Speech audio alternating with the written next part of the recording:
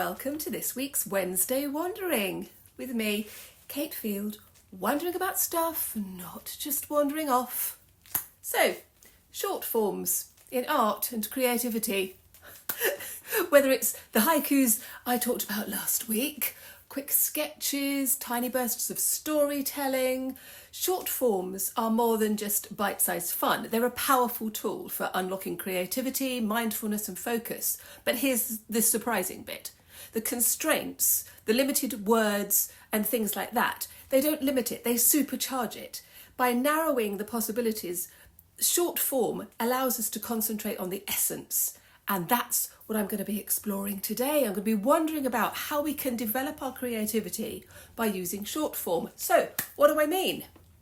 So, short form is a way of creative expression that is really short. So, in writing, we have haikus and 6-word stories and whole stories with just one sentence.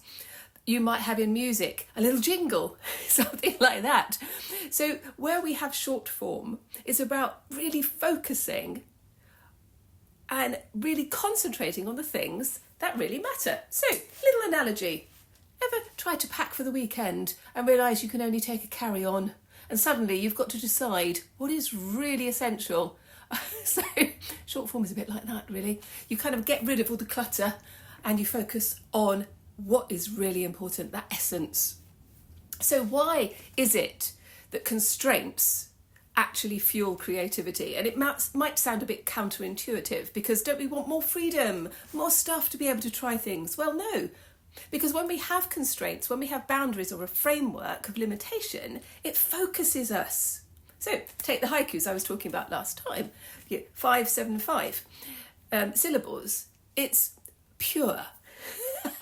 And this is where things just get really exciting, and I love it. So think about 6-word stories. So the legend has it that Ernest Hemingway wrote this classic: for sale, baby shoes, never worn. 6 words, but an entire world of emotion and imagery, and that's the power of constraints. But they also encourage playfulness, which is very true to my heart. When you know the rules, you can find creative ways to bend or break them. So quick sketches, for example, can be a fun challenge. How much expression can you put in just 5 minutes? How much detail in one line? It really is this kind of less is more thing. But it's not just about poetry or writing. Short forms exist in all creative disciplines. So I'm just going to be waffling on about a few, really. So visual art, quick sketches, thumbnail drawings, those sorts of things. They're a really good way to explore composition, capture fleeting ideas, and artists work in tiny little these tiny forms. So it just generates more and more ideas.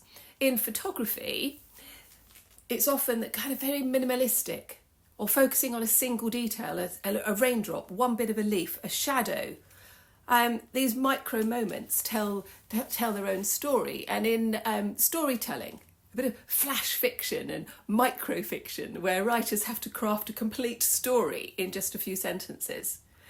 It's not about saying less, it's about really focusing on what matters. With music, think of those lovely jingles or sound bites that linger in your mind. They're short, but they're unforgettable because they can capture the heart of a mood or give a message. And the beauty of short form is that they're really accessible. You don't need a lot of time. You can just play with them. You can absolutely just play. So Lydia Davis, she was a writer, American writer, born in 1947, and she was groundbreaking in her work of flash fiction. Her short stories blurring the lines between prose and poetry and philosophy, and she revolutionised the way stories are told. And she was born in Massachusetts, and she grew up in a literary and artistic household. Her father was a professor of English and her mother was a writer, and they both had a huge impact, as you can imagine. But she also studied music before she moved into literature, which I think is really interesting. Her work is phenomenal, and if you've not looked at her work, if you've never heard of her before, I really would recommend it. She was also a linguist, and she translated a lot of sort of French authors, including Proust and Flaubert, and the way she translates has a real influence on her own style. And she's famous for writing really short stories, like in one line or one sentence. And she focuses on the moment, the ideas, and her observations are cute. Relationships, language, human behaviour, they could be funny and philosophical and very introspective. She gets rid of all the excess, just leaving the essential. And I find her really inspirational because we can get very bogged down with tons of detail. One of the things, I'm just going to give you an example. I'm just looking at my notes over there. At a single point in her life, she stopped not wanting to be alone. One single sentence encapsulates a complex emotional journey, doesn't it? Head, heart. Heart weeps. Head tries to help heart. Head tells heart how it is. Again. You will lose the ones you love. They will all go. But even the earth will go someday. Heart feels better then. I love that. I love that tension between logic and emotion. I love her work. I've put a link below to all the people that I talk about. Just if you want to find out some more and things like that. And if you're liking this, by the way, that's a little like would be good. But Davis's work, she just expands the possibilities of what a story can be, taking away the narrative, just bringing it to its barest forms. And I think that she really demonstrates that storytelling isn't about length. It's about precision, intention and resonance. And there's a challenge there, isn't there, to the traditional boundaries, making space, I think, for experimentation and showing that even the shortest stories can hold profound truths, perhaps even more profound. So I think she's a testament to the power of brevity and the endless possibilities of constraints. So definitely look at her. Another woman that I would really like you to have a look at is Francesca Woodman, born in 1958, American photographer. So celebrated for haunting, ethereal black and white photographs. I was absolutely inspired by her when I was at university. Self-portraits exploring mind, body and space, and hugely powerful. Hugely powerful. She was born in, where was she born? Denver, in Colorado, to a family of artists. So she had that upbringing. Father George, a painter, photographer, and her mother Betty was a ceramicist. And so creativity was this sort of intrinsic part of her upbringing. She studied at Rhode Island School of Design, amazing place. But she also spent a year in Rome. And I think kind of her Italian influence there does absolutely come through. She placed herself at the centre of her photographs, making herself very, very vulnerable. And it's this kind of blurring the line between subject and setting, being part of the surrounding, but in a really minimalistic way. So she does draw on sort of surrealistic elements and mirrors and veils and this kind of mystery here. But it's that simplicity that kind of encourages us to explore deeper and also to kind of reflect back on us. So, her work is metaphorical. But of course, that's our interpretation, your interpretation, when you're looking at her work. And I'll put a couple of images up now. So she does focus on the female body. And often the the body is in partial view, blurred motion, obscured by objects in kind of strange places. And again, she is challenging traditional representations of women in art. But they're so vulnerable. They are so vulnerable. I absolutely love her work. I find it really powerful. There's one, I'll see if I can find it, where she seems to be wrapped up in wallpaper. And it's kind of like she's blending herself into the room, kind of becoming assimilated. And I really like that concept. I'm going a little bit off topic here a bit, because I was just thinking, I really like this. And I when I was teaching A-level and diploma, I encouraged my photography students and my fine art students to look at her work, because she incorporates a whole load of mixed media as well, writing, drawing, collage into her photographs. And I think it's very, very interesting. Very interesting. So you might want to check out some of those. It's that, I don't know, I know I'm going off on a little bit of a tangent, but stay with me with this one, because it's that we can have something that is so simple and yet it can be unbelievably poignant. And people can read all sorts of things into her work. And she does have a feminist line, and there are lots of undertones here, because she is looking at her own body as an object, and it's that kind of objectification, which I think is very interesting, especially when you look at the time that she was working.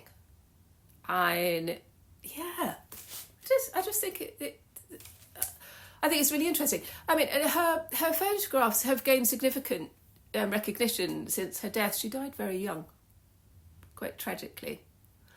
And I think she's very, very important. But, that's me.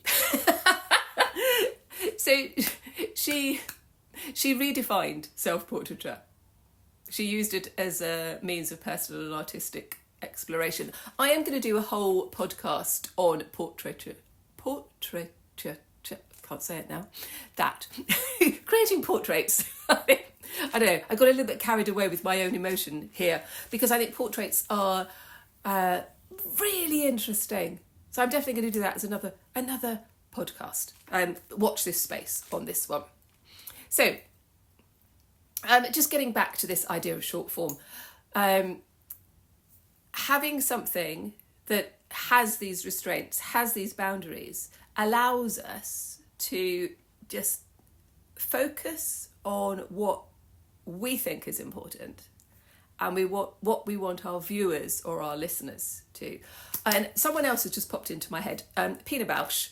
As some of you know, I'm a dancer, and she was a groundbreaking German dancer, choreographer, artistic director, revolutionised the world of modern dance. I love it. Her work is the Tanztheater, blurred boundaries between dance, theatre, performance art, and she's so influential. So I've gone off on another thing. I could talk about this for ages.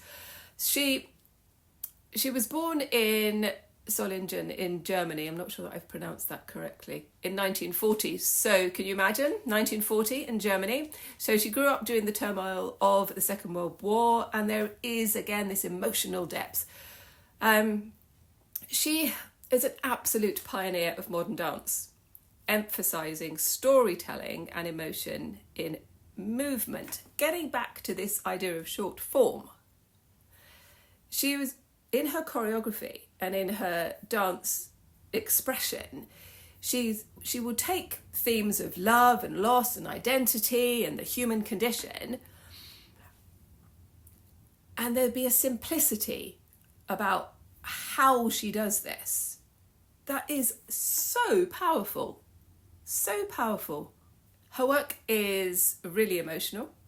There's a raw vulnerability that she brings out with the dancers that she's working with.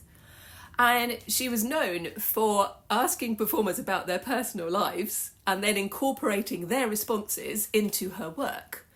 So a lot of it it's really interesting because she will include the mundane, repetitive moments, washing up, putting the washing out on the line, domestic work, just very kind of repetitive, quite boring movements, and she will transform these movements in space to something deeply profound.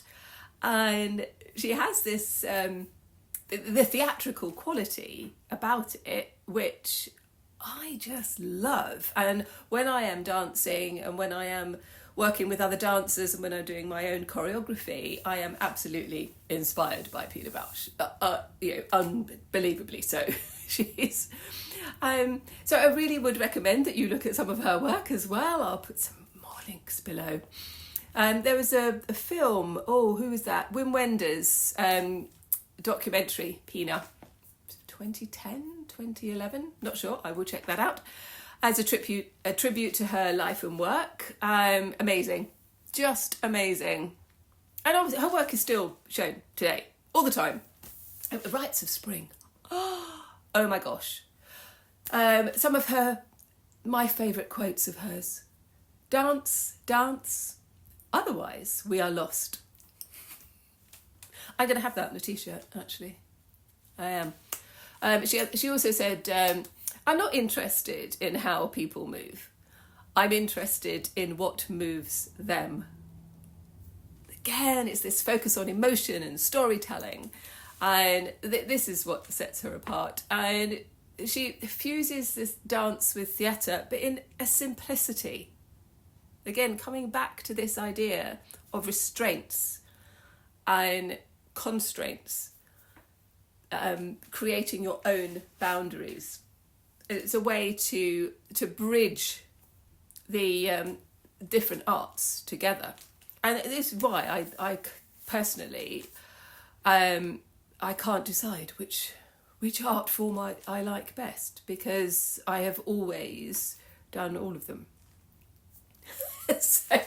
So let's talk about how you can start experimenting with short forms in your creative practice, because presumably that's why you're here. And if you have lasted this far, perhaps a little thumbs up and a like, and if you haven't subscribed, that would be really good.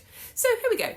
Perhaps a quick sketch challenge. Set a timer, 5 minutes, and draw whatever is in front of you. So it could be a cup of tea, a plant, your own hand. It's just to capture the essence.